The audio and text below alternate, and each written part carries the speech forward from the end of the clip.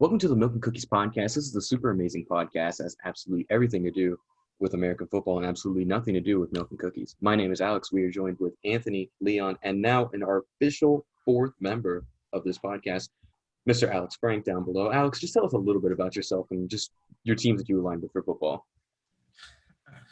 Well, thank you, Alex, first of all. Being here in Cincinnati, I've always been a lifelong Bengals fan, Reds fan.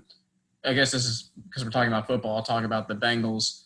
Family's had season tickets since 1968. Now I have season tickets on the 50-yard line, 24 rows up at Paul Brown Stadium. Just graduated personally from the University of Cincinnati.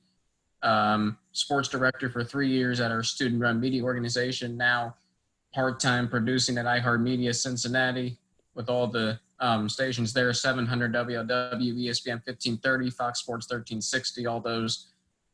So, yeah. Love to hear it. Well, we are very happy that you have agreed to be our fourth official member on here. So, welcome to the squad, and I get your Thank you, Leon.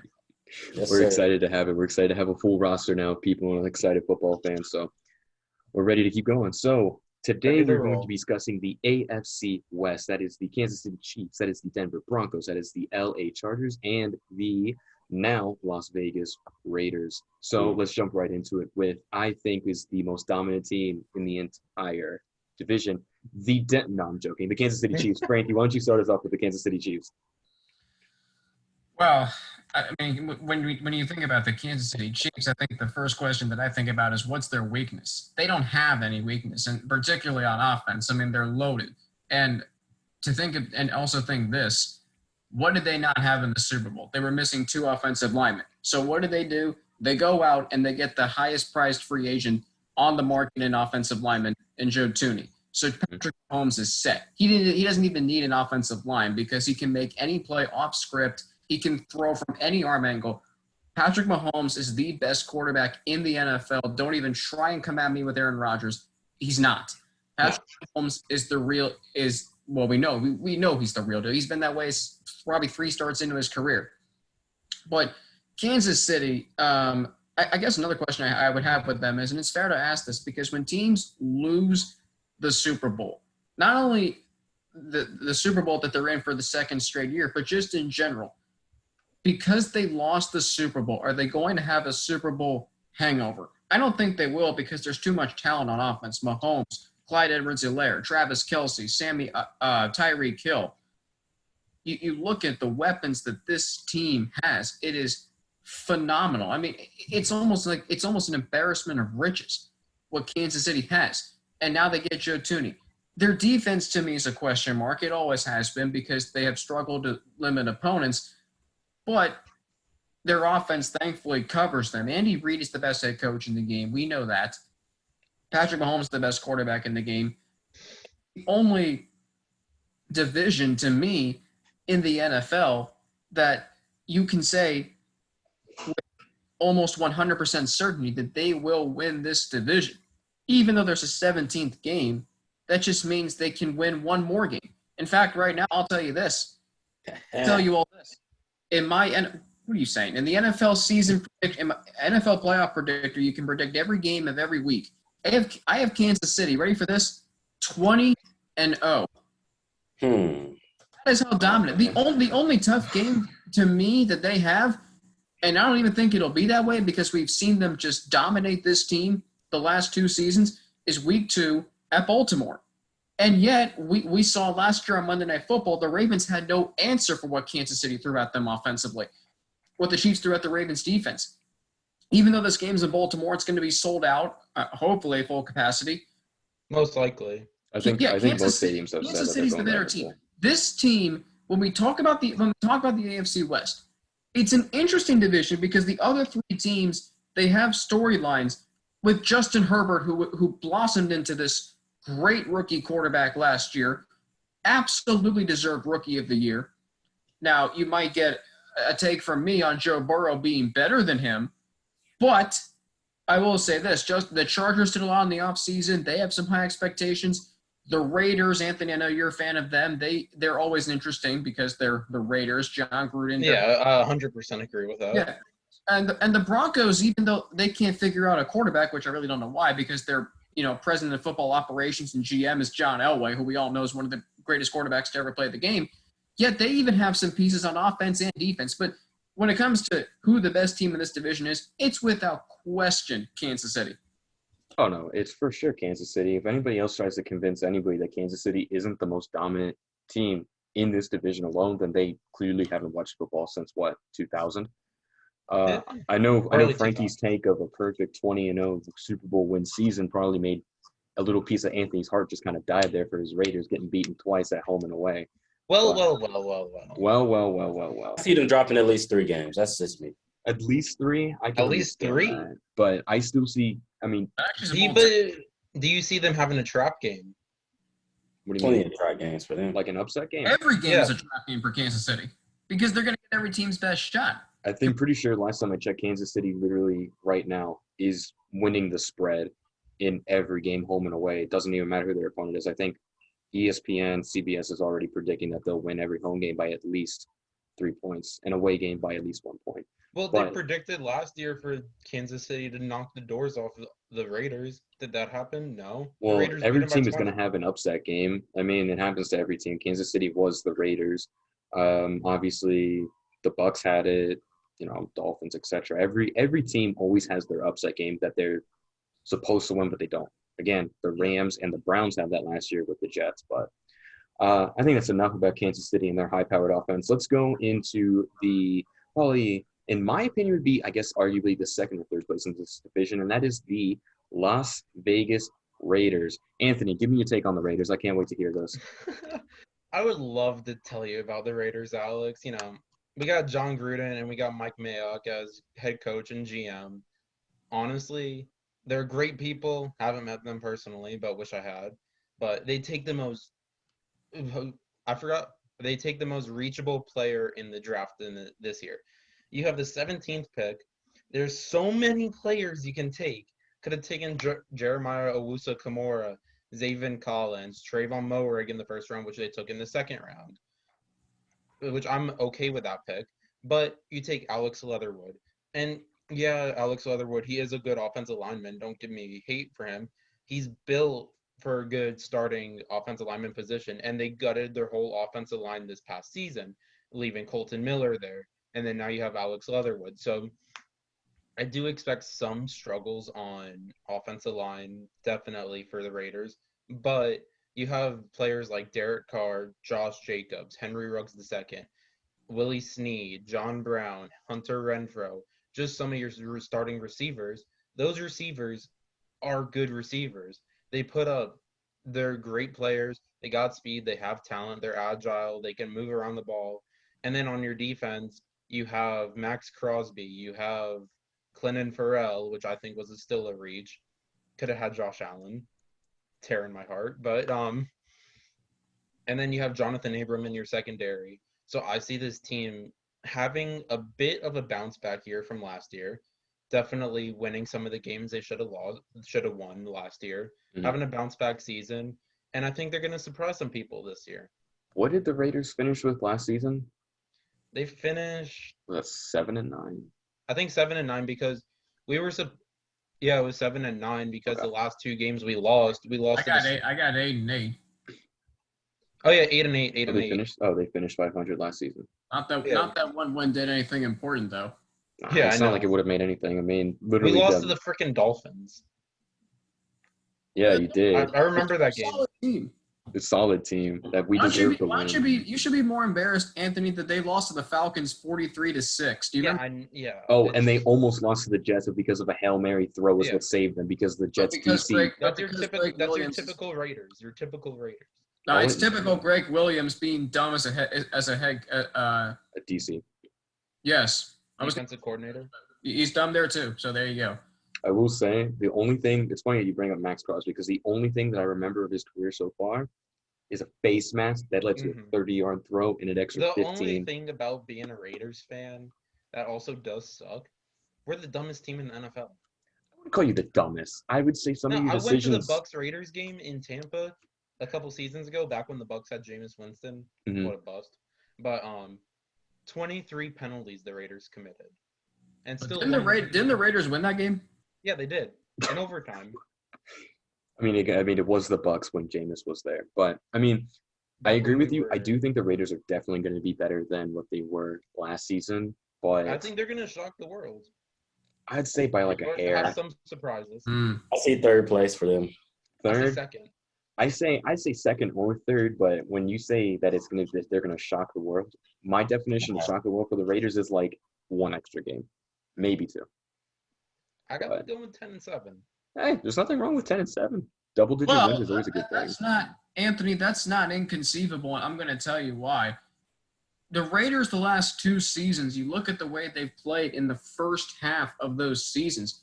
2019, they were 6-4, and were in the thick of the playoff picture. Last year, they were 6-3 before losing to Kansas City in that great Sunday night game in Los. Oh, that was an amazing game. It was, and the Raiders were still right. The Raiders were still in playoff contention. Yeah, and then. Yeah, the problem is this. The problem is this. Anthony, the Raiders are in a conference where there are so many good teams. I mean, Leon, your Dolphins, and Alex, same for you. The Dolphins won 10 games last year, and there haven't been very many 10-win teams since the NFL playoffs expanded to 12 teams back in 1990 that have missed the playoffs. The AFC is just so strong. The AFC North, you have 3 teams who can win 11 games. The AFC South, you have 2. AFC East, maybe you have 2. I would say 2. I wouldn't push for 3. I'd say 2.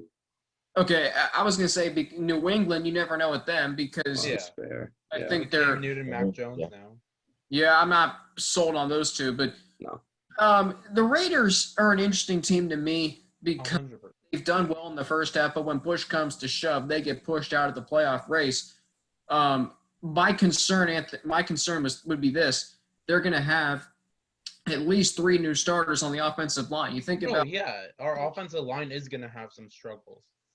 Yeah, they traded away Trent Brown, Gabe Jackson, and Rodney Hudson. Yeah, For like next to nothing. Yeah, and they did. Go ahead, Anthony. We traded them away for picks. Okay, picks, but what was the Trent 5th, Brown 6th, trade? 7th round picks. Exactly. They make the dumbest trades ever. It wasn't that it was the dumbest. Yeah. Trent Brown won it out. And they obviously. they only got 1 offensive lineman in the draft, and he was a projected 2nd round pick. There were so many people that the Raiders could have taken. He would have been there on day 2. He could have. I mean, you could have switched the Moore-Rig Leatherwood pick, and it would have made more sense. But honestly, I say Moore-Rig in the second round was a steal. Pick. It was a steal in the second round. Oh yeah. And you only got 1 offensive lineman in free agency, and he comes from the Houston Texans. You really want somebody that comes from that organization? No. Okay, but here's the thing. You don't need 5 you don't need 5 all-pro offensive linemen in order for teams to succeed. You look at the Raiders' skill players. I'm sold on them. Derek Carr, I still believe in him as a quarterback. Mm-hmm. John Jacobs, good running back. You've got nice jersey. You've Darren Waller, who has emerged into a top 5 tight end in this league. 100. Be higher than that. Josh Jacobs, Henry Ruggs. Ruggs too, yeah. He has speed. There is talent on this Raiders team. But my concern is if that offensive line struggles, if they don't develop chemistry, it's a new offensive line. Yeah. And they didn't do much to address it so far in the offseason, at least. No. I will say this. If their offensive line can hold this entire season, then I say that they can make the playoffs as a wild card. But if that's where I got them finishing right now. Exactly. If I'm assuming that the offensive line is serviceable, and I'm saying average, like they can just hold somebody, not then like no elite edge. I mean, you have Colton Miller. Colton Miller's been there for a while. I forgot about Miller. But I'm just saying, like, if that offensive line can stay intact, no injuries and no chemistry problems, yeah, definitely playoffs. But if that offense falls apart, Derek Carr is going to want to be traded next season, guaranteed. Well, the thing is, every game matters in this league, as we know. And this conference is so difficult, like I've said. You know what? How's this for you right out the gate? The Raiders, Week 1, Monday Night Football in Vegas against the Ravens. There's your measuring stick right there. Yeah. It's going to be interesting, I definitely would say, with this Week 1, Game 1. Allow full capacity fans. And now the Raiders have a freaking nightclub in their stadium, I which mean, I'm not sold on, but that's right. I mean, if You you guys better could see, believe I'm hitting that up when I go to the Bengals game in Vegas this year. Anybody who wants to go with me, feel free. oh, dude, if I had the money, I'd fly out. But that just sounds. same here. But Maybe we'll have it by then. it's just something that goes through the Raiders' mindset. It's just I don't understand it sometimes. It's questionable, but I do think that the Raiders are trending in an upward direction. Maybe not sharp up, but at least in a good direction. Not this season, but in the next coming to seasons, I see them having a good run. Yeah, I agree. I don't know if they're trending in an upward direction. I don't think they're trending in a downward direction because I think they're in the middle. We've seen the last 2 seasons that the Raiders have players that are fit for what John Gruden is trying to do there for a second. My thing about the Raiders, when Jack Del Rio got fired, I don't think he deserved to get fired. I like Jack Del Rio as a coach. He had good players. He had a good team. He went to the playoffs with them. But that was also the year Derek Carr broke his leg. And then we had our backup quarterback in against the Houston Texans, and then we lost against the Texans. So definitely it wasn't the best game, but they made the playoffs. And then he had one losing season, and then they fired him. The NFL is not patient with you. If you have one losing season, look at Steve Wilkes. Look at Adam Gase. It doesn't matter. If you have one losing season, teams aren't going to give you passes unless you're Mike Brown here in Cincinnati with Marvin Lewis. But I think you're right, Anthony. It was interesting that the Raiders got rid of Jack Del Rio after just one season, even though they were a struggling team in 2017, as you alluded to. But I think now you're seeing what John Gruden is trying to do. Now, why would they trade 3 offensive linemen, for draft picks? And those are 3 really good offensive linemen. I'm not really sure. I question the way they run their organization. But as we've seen the last 2 seasons, you can doubt the Raiders, but they're going to be right there come Thanksgiving. And if they can find a way to win. They got that Thanksgiving Day game. And they do play on Thanksgiving this year. You're right. Yes, sir. I hope they crush Dallas I hope they mash Dallas like mashed potatoes. No pun intended. I hope so, too. That'd be a Alex, good do you want game. to start talking about the Broncos now? No, I'm actually going to go right into the Chargers. I think, let's go right into the Chargers. Leon, you want to take the Chargers? Yeah, I got the Chargers coming in second place, and I'm going to take off my glasses for this one. Got the Rookie of the Year coming back. Most of their losses were from, one-possession games. They lost. They barely lost to the Chiefs in overtime. I watched that game, That was a good game. Week 2. Came back, went into overtime. End of the season, they beat the Chiefs, but, they rest their starters, whatever. They won their last 4 games of the season. The defense, they lost Casey Hayward, but they got Asante to replace him. He's a dog. Their linebacker core is amazing. Kenneth Murray. The only loss that was crazy was to the Patriots, but Patriots had their number. But their defense, they manipulate people all the time. This team they really put their number on the Chiefs all the time they played them. Mahomes had to throw it at least 47 times, completed 27, went 50% just to end up beating them. The run game couldn't do nothing on the Chargers. So it's going to be another tough season for the Chiefs versus the Chargers. And that's going to be for the division title, I think. Okay. Do you see – all right, I got 2 questions for you. 1, do you see Chargers getting double-digit wins? And 2, do you see them making the playoffs? Yes, I see the Chargers making the playoffs this year. Darren James back, their leader, their safety. Offense is going to be nice again.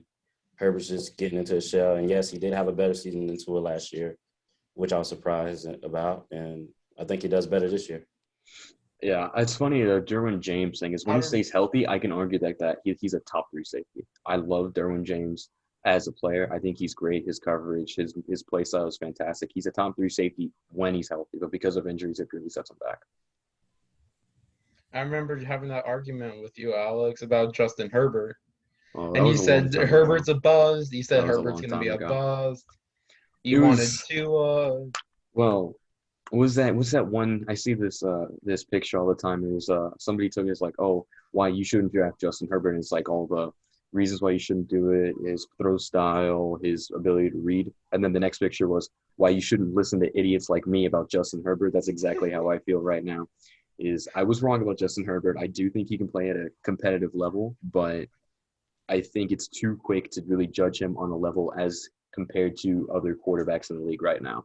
He had a fantastic rookie year, but I also have to bring up the fact that he was given a lot of good wide receiver and a lot of help from the start. Go figure. Head coaching wasn't there. Special teams was better than usual, but it still wasn't able to win some of those close games. The only reason he got the start during that game was because Tyrod Taylor got punctured. Yeah, Tyrod Taylor's team doctor.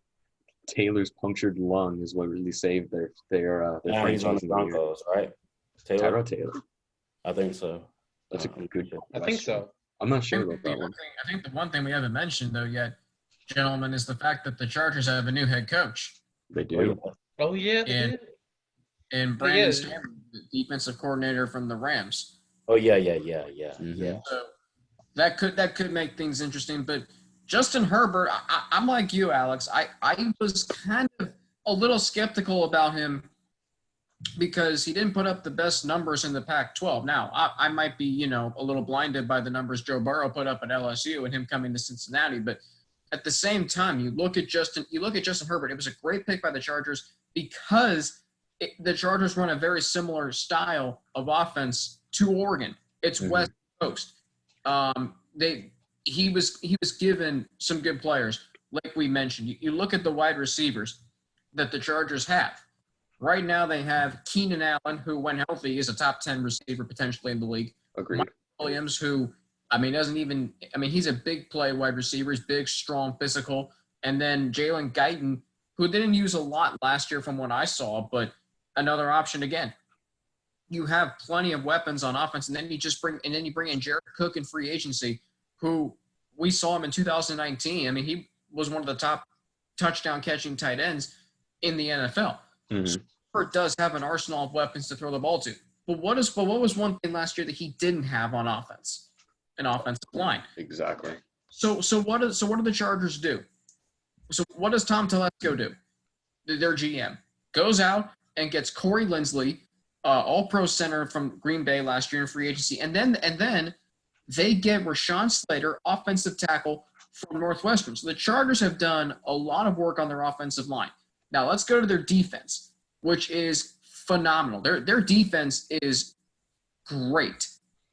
You look at all three levels. Leon, you mentioned their linebackers with Kenneth Murray.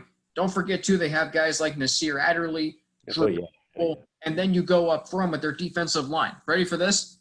Jerry Tillery, Linval Joseph, Justin Jones, Joey Bosa. That's all you need there. And then their secondary, Chris Harris Jr. still has something left in the tank, I think. He does. James, if he can stay healthy like we were talking about, he is a top safety in this league. And then you think I said Nasir Adderley is a linebacker. I meant to say free safeties. Kaiser White I was thinking of. And then Michael Davis. The Chargers have a lot of talent on this team. I really do. Is it inconceivable for me to think that they can win 10 games? No. This team, Leon, you talked about the close losses.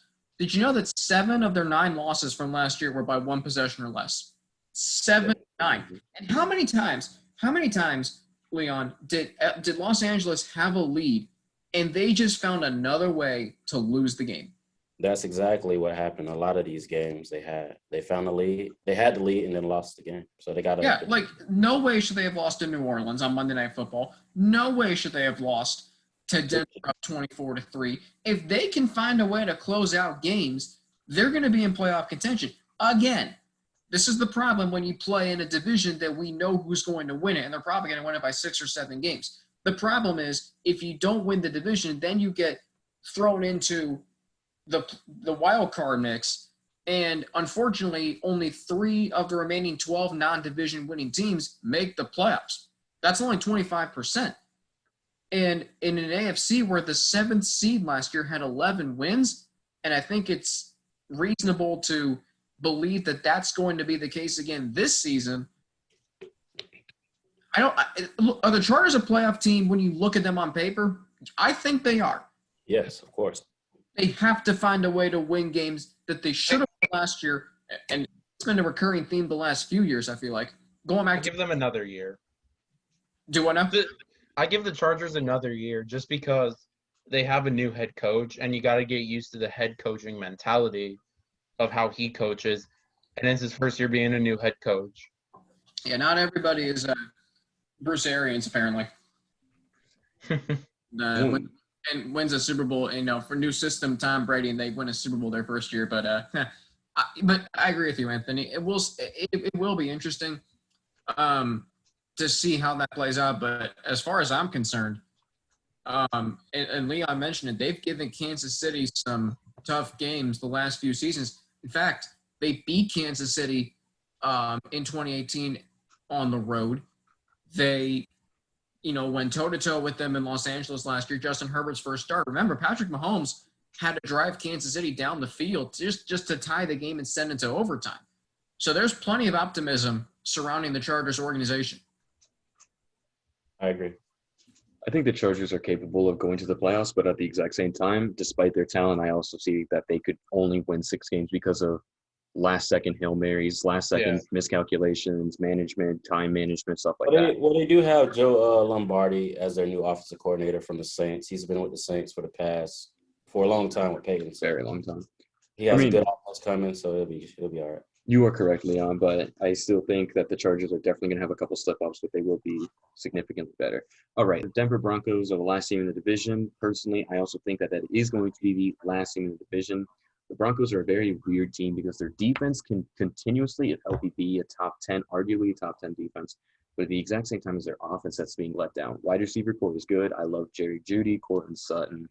I think the Broncos are offensively one of the best in the league, but the main issue that I have is quarterback. Ever since Peyton Manning retired, the Broncos have had horrible picks at quarterback. They've had Osweiler, Simeon, Lynch, now Drew Lock. Flacco. If Flacco. If Flacco plays. Allen. Exactly. And now, that's right, Allen. But now they're trying to fix things with Teddy Bridgewater. I don't think Teddy Bridgewater will be able to go in and fix that offense. I as much as I hate to say it, I do like Teddy Bridgewater as a person and a player, but compared to that whole cycle of John Elway, his quarterback picks, despite him being a Hall of Famer and a great quarterback during his time, I think his mindset is too stuck on what he was as a quarterback, what he was as in sort of a in the pocket, not necessarily mobile, and that's what he likes in a quarterback. But in this league where now you have to be a dual threat to be competent, it's just not going to work anymore. So the only way that I think the Broncos could be elevated into a potentially playoff team is John Elway needs to scrap this idea of a quarterback that he has and not be afraid to get that mobile, that dual threat, that West Coast guy. When they signed Teddy Bridgewater, it showed that they are committed or still believe in Drew Lock. But that's not a good thing. That's not a good thing at all. Drew Lock is not the answer. No. But, Alex, like you're saying, I like the talent Denver has. Mm-hmm. Look at their receivers, Jerry Jeudy, and Courtland Sutton. Those are 2 great wide receivers. They have weapons on offense. Now they just need someone to deliver them the football. And then I look at their defense. Up front, you got Shelby Harris and Von Miller and Bradley Chubb. And then you go back in the secondary, guys like Justin Simmons and Kyle Fuller. And now you bring in Patrick Surtain from Alabama. There's talent. But it's so weird, like you're saying. John Elway's their president of football ops and GM, and can't find a quarterback. And they haven't had a quarterback since he played there, and he hasn't played since 1998. That's right. They haven't drafted a good quarterback themselves. They got Manning through free agency, but drafting-wise, it just hasn't been good. But, I love their defense. Plummer was okay for a few years. But not like a consistent franchise guy. I think that's what I'm – Well, that is true, but – yeah. But I will say this, the Broncos' defense is young. What about Jay Cutler? It's funny. Cutler was good. Even worse. Won a playoff game. One playoff game, and it was a fluke game. Hey, Andy Dalton doesn't have a playoff win. That's a good point. That's a really good point. I think now let's all just go into projected records, placement. So I'll go first. I think number 1, first overall, Kansas City Chiefs, 15-2. I have them first in the AFC, winning the Super Bowl, just because I think that they're super dominant. Second place, I have the Raiders at 9-8, missing the playoffs. In third place, I have the Chargers also going 9-8 because of the head coaching issue and potential other problems. again, like I said, also going 9-8, and the Broncos will be in 4th place, going 5-12. So they'll be at the bottom. Not one of the worst teams, but definitely will be a new time to reconsider some head coaching and quarterback situations. Anthony, give me your 4. I got the Chiefs sadly going 14-3. Okay. I got the Raiders going 10-7. I got the Chargers finishing in 3rd place at a 7-10, just because new head coaching. Give them this year. Okay. And then I got the Broncos finishing in last place at 5-12. All right. Leon. All right, at the top, I got the Chiefs going 13-4. And then 2nd place, I got the Chargers going 10-7. Then Raiders going 8-9. And at the end, I got the Broncos only winning 4 games. So that's about 4-13. All right. Frankie, why do you round up your 4? Well, the playoff predictor, it came out this way for me. Kansas City at 17-0. I can't see them losing any game. Okay. Sorry about that. And then I've got the Chargers in 2nd at 10-7. I do have them in the playoffs as my 3rd wildcard team. Kansas City, of course, being my number 1 seed in the AFC. Denver, I've got at 7-10. I do think they'll scrap out some wins if they can find a quarterback play, maybe more. And then this came out with the Raiders at 3-14. Sorry. Oh my God. That is hey, the Raiders always surprise you. So maybe The Raiders are always surprising. I do agree. yeah. And I question the accuracy of this website. I use it because I pick every single game every week, and I just happen to think the Raiders weren't going to win 14 out of 17 times. So those are my predictions. Kansas City, LA, Denver, and then Vegas. Wow. Frankie just grabbed the knife, stuck it into Anthony's heart, and just turned it slowly. That is, you know what? That's a good record, though. I'm gonna hold you to that one. But then again, wow, I'm shocked and taken aback by that one. Thank you so much for watching. If you made it this far, just tell us your reactions to that last part. And I mean, wow. But like I said, Frankie is going to be here significantly more often, was a special guest, and now will be a full-time person. We are all great for hearing that just right now. I mean, you hear, fantastic, right? The last part. Thank you again for watching. Leave a like, leave a comment. Tell us your predictions. Tell us who's right. Tell us who's wrong. And like always, we'll be back very soon. Next episode will be the AFC North, so that'll be coming out shortly. But thank you, and we will see you guys real soon.